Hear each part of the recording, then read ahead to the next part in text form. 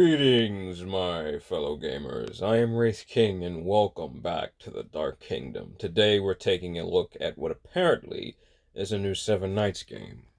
With all that said, there's a lot in this that definitely raises a few questions, but it looks beautiful. I'll talk about what I am questioning at the end of the video, but for now, let's just enjoy the trailer. I hope you guys really like it because it really is just so beautiful. Like, the animations are gorgeous.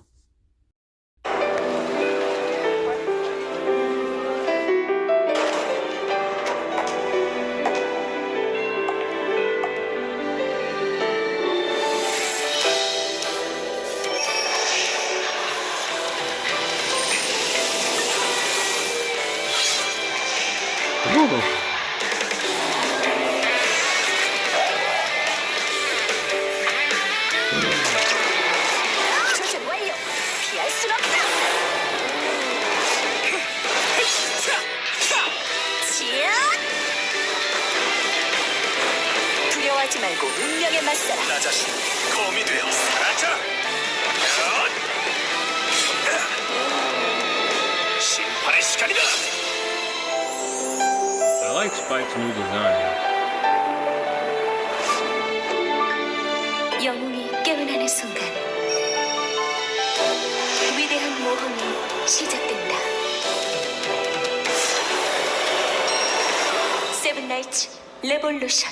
Well, first off, this looks absolutely beautiful. Spike's new design is awesome. Rachel looks stunning as always, but I'm not seeing an Aline anywhere. Like, throughout that trailer, I did not see my Aline, and I'm very unhappy. You can't just remove my waifu and expect no reaction, devs. You should have learned from Seven Knights too. But so far, I've only seen this. Now, I am seeing this video in the corner here. It says it's from 5 hours ago, so we can take a look at that one. Alright, let's take a look at it together. This is actually from the same channel as well.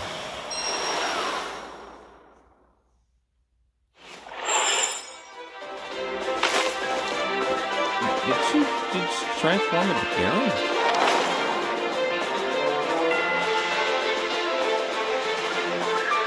Did he transform into Rudy? What's going on?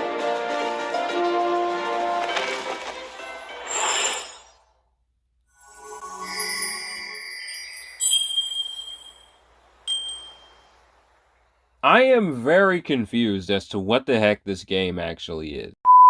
Now, with all that said and done, let's talk about what the heck we just saw.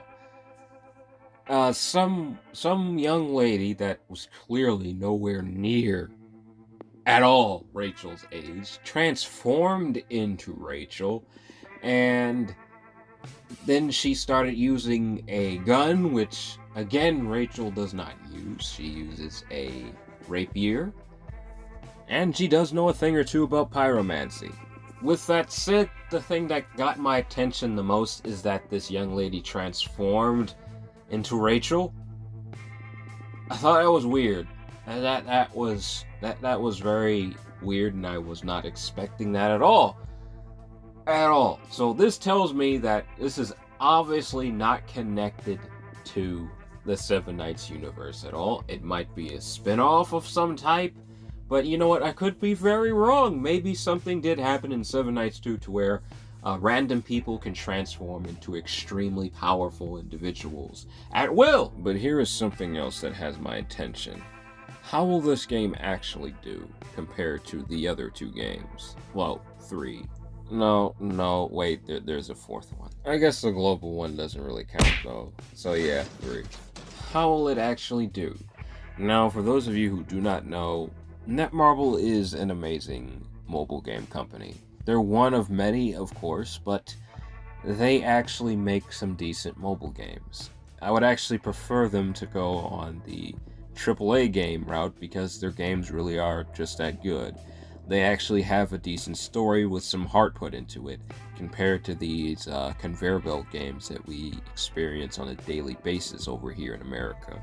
Yeah, I don't care what you guys say, I just don't think this game is that good. I know what I said before, but really, it's just not that good, really. Really, it isn't. But anyway, moving on. I think this game definitely needs a language setting. Now, I know that's probably not going to happen. Let's just be realistic here, my fellow gamers. They never add a language setting. No matter how many times we have begged over the past almost decade now, they never add a language setting. Just a simple subtitle option to their original games would make everything better. Because people already play them with a VPN. I just don't see the reason why you shouldn't just, even if you want to release it in Korea, I have no problem with that at all. But please, by the infinite, just add a language setting. I want to know what happened in Seven Nights 2 so badly. Guys, tell me if there is a language setting in that now, because I've been away from that game for quite some time. Maybe they actually listen to us. Who knows? But going on, I just think this game needs something like that, because waiting for a global version may never really happen. Because at the end of the day, it really does depend on whether people actually play it. And since Seven Nights 2 wasn't even released here, the Korean version is in my country, and it's in other countries as well. It's available in many places, not just Korea. I don't know why they didn't do the same thing with the sequel, and I have a feeling they might do it with Seven Nights Revolution as well. They're not going to release it globally or release it to select countries. Again, they're not going to do that. They're just going to release it solely in Korea. Now, as to why they've been doing this lately, I don't know. I don't work there. I don't know what's going on, so I can't tell you guys what's up over there. But I can give you an idea. I think it's for creative freedom. I could be very wrong about that, but there are some states that just don't allow certain things in their games. So I think maybe they release it solely in Korea so they can have that flexibility to do whatever the heck they want, but I could be very wrong about that. I'm not sure what their laws are over there. I'm not sure what their standards are. This is simply a theory and a hypothesis because I have seen similar things happen over here in America to where people only release games in our country so, they can have a little more creative freedom with their projects. But as for Seven Nights, this game is universally praised. Everybody loves it.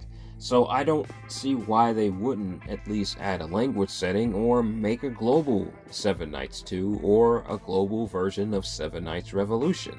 I mean, the global version of Seven Nights, the original game, was very successful and people really did like it. Now, granted, nobody likes starting all over again and having all their equipment taken away and having the story reset to stage 1 of the entire game. I'm pretty sure not everybody was really happy with that, and I know I wasn't. But I know you're gonna think this is confusing, but there is a specific reason they didn't directly copy. Now, this is a theory of mine. I don't know if this is accurate or not, but this is just what I believe. I believe they didn't make a direct copy of the original game and just release it global, because that's a lot of stuff they have to do. A lot of voice actors they gotta pay on the spot. That's a lot of money they gotta pay just to release the game as a direct clone. They actually added on to Seven Nights, the original game, over the course of a few years. That game has been around for quite some time. So that just means that they would have to pay a whole lot of people and do a lot of work right off the bat if they really wanted to get this game out and done as a direct copy of their original game. So I think they wanted to slowly add on to it over time just to see how the game worked before they just dive right in like that. And the game has been getting updated fairly quickly, and it's catching up with its predecessor quite fast, so there's not much complaints there anymore.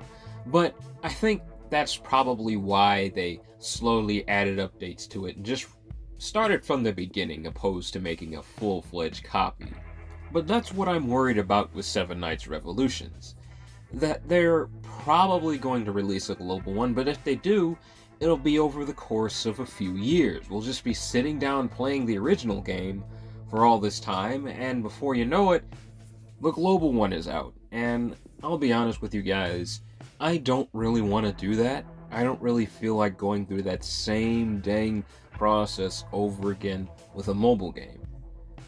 Now, with all that said, I do love Seven Knights, but I feel like I'm looking into this a little too much because it is a mobile game.